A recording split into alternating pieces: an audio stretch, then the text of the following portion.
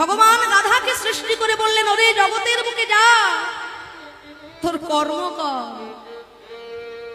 গাধা বলছে, ঠাকুর আমি বাঁচবো কতদিন আর আমার আয়ু কত? ভগবান বললেন, ওরে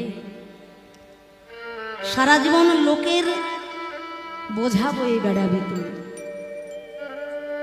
তোকে আমি 50 বছর আয়ু দিলাম। ঠাকুর লোকের বোঝা বইতে বইতে 50 বছর কাটাবো? আমার চাই না দয়াময়, আমাকে 30টা বছর বাঁচতে দিলেই যথেষ্ট। ভগবান সৃষ্টি করলেন প্রভু ভক্ত কুকুর। সে বলে, ঠাকুর আমার কর্ম কি? না, প্রভু ভক্ত হয়ে প্রভুর দাসত্ব করে তুই জীবন কাটাবি প্রভুর চরণ সেবায়। তোকে আমি 30 বছর আয়ু দিলাম।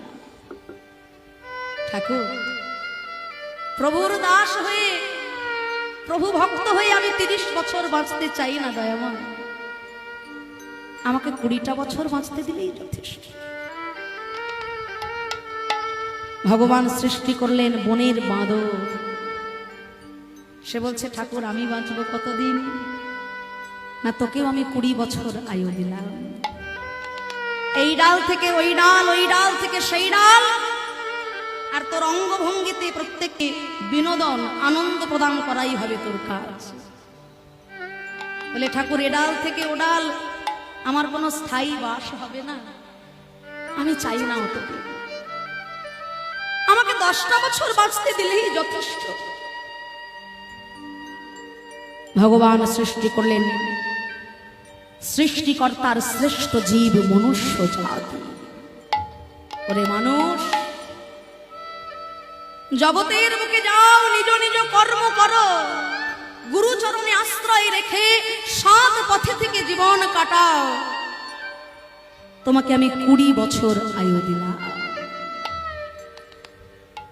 মানুষ বলে, হে দয়াময়, সৃষ্টিকর্তার সর্বশ্রেষ্ঠ সৃষ্টি যদি আমি হই, এত সুন্দর সুখের জীবন নিয়ে মাত্র 20টা বছর, আমি আরো বাঁচতে চাই দয়াময়, আরো চাই। হ্যাঁ গো দয়াময়। আচ্ছা, ওই ওই গাধা যে তোমাকে 20টা বছর ফিরিয়ে দিয়েছিল, ওর জীবনটা কি আমাকে দেওয়া যায় না ঠাকুর? তাই বেশ দিলাম।